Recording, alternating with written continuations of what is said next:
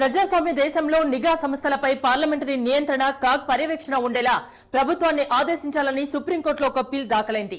నిఘా ముసుగులో లెక్కపత్రం లేకుండా డబ్బులు ఖర్చు చేసే ఇంటెలిజెన్స్ ఏజెన్సీలే లక్ష్యంగా ఈ పిల్ వేశారు. సుప్రీంకోర్టులో గతంలో ఎన్నడూ చర్చకు రాని ఈ అంశంపై పిటిషన్ దాఖలు కావడం అందరి దృష్టిని ఆకర్షించింది.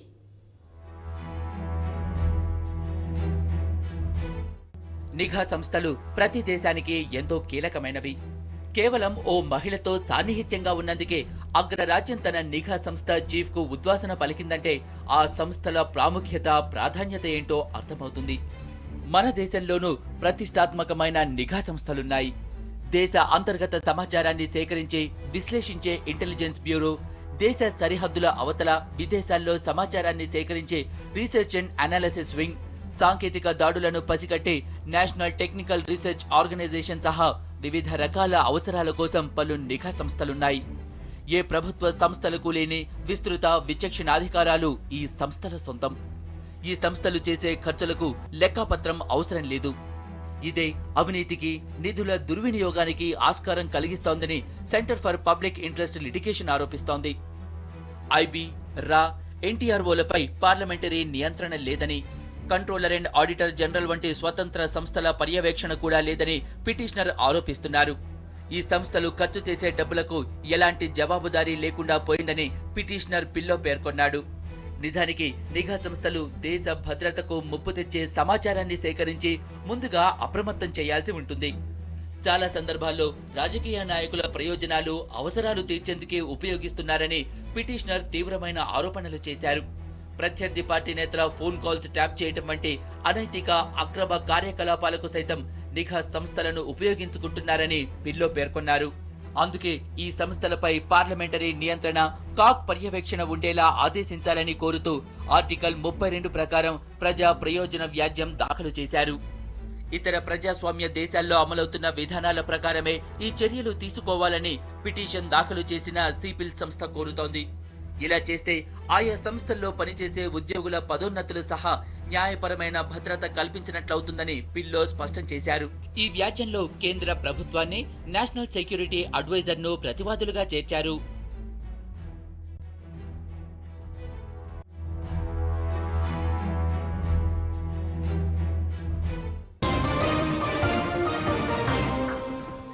రాష్ట్ర రాజధాని శివార్లో ఘోర అగ్ని ప్రమాదం జరిగింది. పొట్టకొట్టి కోసం ఒడిశా నుంచి వలస వచ్చి ఇక్కడ నివసిస్తున్న వారి 120 గుడిసెలు కాలి బూర్దయ్యాయి. బాధితులను పరామర్శించిన హోంమంత్రి సబితా ఇంద్రారెడ్డి తాత్కాలిక పునరావాసం కల్పిస్తామని హామీ ఇచ్చారు.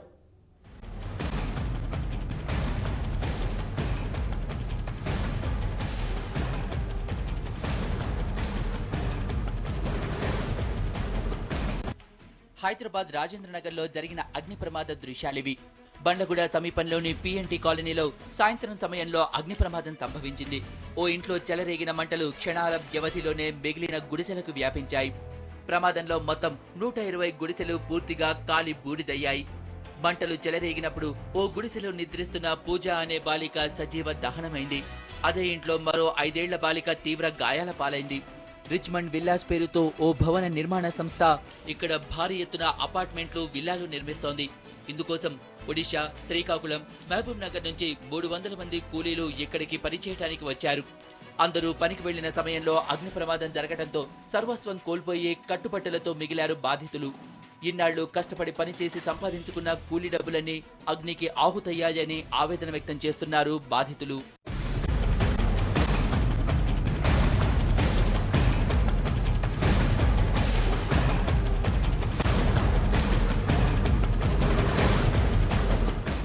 నిమిషం లోపల మొత్తం కాల్చిపోయిందండి. ఏమీ లేవు, కొన్ని బట్టలు అన్నీ ఉన్నాయండి. పెద్ద పెద్ద సూట్ కేసులు, డబ్బులు మొత్తం దాంట్లో ఉన్నాయండి. వేరే సైడ్ నుంచి పని చేసుకుని వచ్చినాం ఇక్కడ. ఆ డబ్బులు కూడా దాంట్లో మొత్తం కాల్చిపోయినాయండి. 5,000 పోయినాయి సార్. 2 క్వింటల్ బియ్యం తెచ్చుకున్నాము. 5,000 తెచ్చుకున్నాము. ఊరికెళ్ళి కమ్మలు ఉంటే కమ్మలు పోయినవి. ఒక గిన్నె చెమ్మ కూడా లేదు. ఇట్లా తిన్న పిల్లలకి తిన్నికి తిరణం కూడా లేదు, చెల్ల కూడా లేదు. పిల్లలకి కపాది, ఇప్పుడు కపానికి కూడా దోమలు దక్కనిసలేవు. ఘటనా స్థలానికి వెళ్లిన హోంమంత్రి సబితా ఇంద్రారెడ్డి బాధితులను పరామర్శించారు.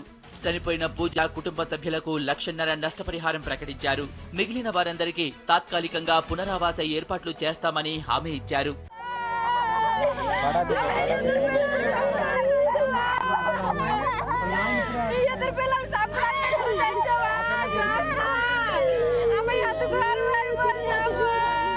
షార్ట్ సర్క్యూట్ తోని ఈ యాక్సిడెంట్ జరిగిందని చెప్తా ఉన్నారు అధికారులు.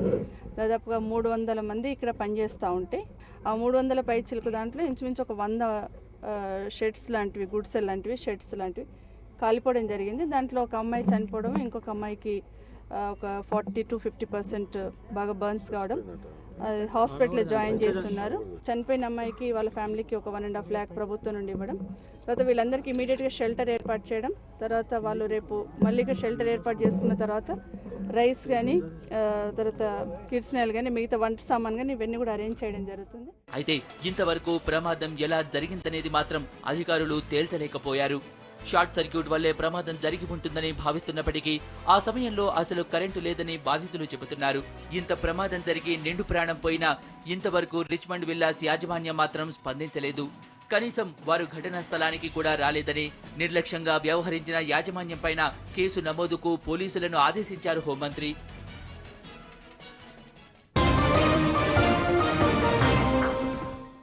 పాక్ ఉగ్రవాది కసబ్ కు ఆలస్యంగానైనా సరైన శిక్ష విధించారని వివిధ పార్టీల నేతలన్నారు. ఇలాంటి నేరాల విషయంలో విచారణ వేగవంతం చేయాల్సిన అవసరం ఉందని అభిప్రాయపడ్డారు. దేశద్రోహం చేసిన వారు ఏ ప్రాంతం వారైనా కఠిన శిక్షలు అమలు చేయాలని వారంటున్నారు.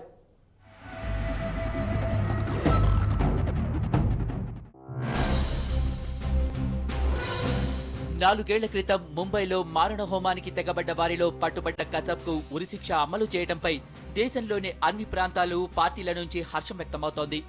166 మందిని పట్టున పెట్టుకున్న వారికి ఉరిశిక్ష అమలు చేయడంలో ఇప్పటికే ఆలస్యమైందన్నారు. ఇలాంటి నేరాల విషయంలో విచారణను సాధ్యమైనంత వరకు వేగవంతం చేయాల్సిన అవసరం ఉందన్నారు. కసబ్ను ఆలస్యమైనా సరే ఉరిశిక్షను అమలు చేయడం స్వాగతించదగినది. దేశద్రోహులు, నరహంతకులు ఇలాంటి వాళ్ళ విషయంలో ఎలాంటి ఉపేక్షను చేయరాదు. వాస్తవంగా మన చట్టాలను సమీక్షించుకోవాల్సి ఉంది. క్షమాభిక్ష ప్రక్రియను కూడా వేగవంతం చేయాల్సి ఉంది. మరోవైపు కసబ్ ఉరిశిక్షను సమర్థించిన బీజేపీ నేతలు మరో ఉగ్రవాది అఫ్జల్ గురు శిక్ష అమలు విషయంలో ప్రభుత్వం తాత్సారం చేస్తోందంటున్నారు. దేశ ద్రోహుల పట్ల కఠిన వైఖరి అవలంబించాలంటున్నారు. అఫ్జల్ గురు సంసద్ కే ఊపర్ హమ్లే కే దోషి హై. కసబ్ కు ఉరిశిక్ష సరైందే. అయితే మరో ఉగ్రవాది అఫ్జల్ గురు కేసు విషయంలో ప్రభుత్వం ఎందుకు ఆలస్యం చేస్తోంది? వెంటనే ఉరిశిక్ష అమలు చేయాలి. बाकी एप्लीकेशंस को रिजेक्ट कर दिया, अभी तक कार्रवाई क्यों नहीं होती है? मैं उम्मीद करूंगा कि भारत सरकार अब क्षमादान की पूरी प्रक्रिया को एक्सपेडाइट करेगी. దేశద్రోహం చేసిన వారు, జాతీయ సమగ్రతను దెబ్బతీసేవారు ఎవరైనా, ఏ ప్రాంతం వారైనా, ఏ మతం వారైనా కఠిన శిక్షలు అమలు చేసేందుకు వెనకడుగు వేయొద్దంటున్నారు బీజేపీ నేత, మాజీ క్రికెటర్ సిద్ధు. కసబ్ విషయంలో శిక్ష అమలు చేయడంలో ఇప్పటికే ఆలస్యమైందంటున్నారు. This should serve as a lesson to all those who disturb India's peace. దేశద్రోహానికి పాల్పడ్డవారు ఏ ప్రాంతానికి చెందిన వారైనా, ఏ మతం వారైనా కఠిన శిక్షలు అమలు చేయడంలో వెనకడుగు వేయొద్దు. కసబ్ విషయంలో ఇప్పటికే ఆలస్యమైంది. Anti-India and for India. सरकारें भी for the people, governments for the people, by the people. इसलिए जैसे पुन साहब ने कहा, मैं सरकार को ये कहता था, बहुत देर कर दी मेहरमा आते आते. కసబ్ కు భారత చట్ట ప్రకారమే ఉరిశిక్ష అమలు చేశామంటున్నారు విదేశాంగ శాఖ మంత్రి సల్మాన్ ఖుర్షిద్. కసబ్ ఉరిపై పాకిస్తాన్ కు కూడా సమాచారాన్ని అందించమంటున్నారు. जो भी कार्रवाई हुई है, पूरी कार्रवाई शुरू से अब तक वो हमारे देश के భారత చట్టం ప్రకారమే కసబ్ కు ఉరిశిక్ష అమలు చేశాం. ఈ విషయాన్ని అటు పాక్ ప్రభుత్వానికి కూడా సమాచారం ఇచ్చాం. जो भी अवसर प्राप्त होते हैं, किसी भी व्यक्ति को कोर्ट के सामने जाकर या महामहिम राष्ट्रपति महोदय से निवेदन करके. మొత్తం మీద కసబ్ ఉరిపై వివిధ పార్టీల నేతలు స్పందిస్తూ ముంబై దాడుల్లో మృతి చెందిన వారికి ఇదే నిజమైన నివాళి అంటున్నారు. ఇలాంటి నేరాలకు పాల్పడ్డ వారిని శిక్షించడంలో ఆలస్యం చేయరాదని సూచించారు.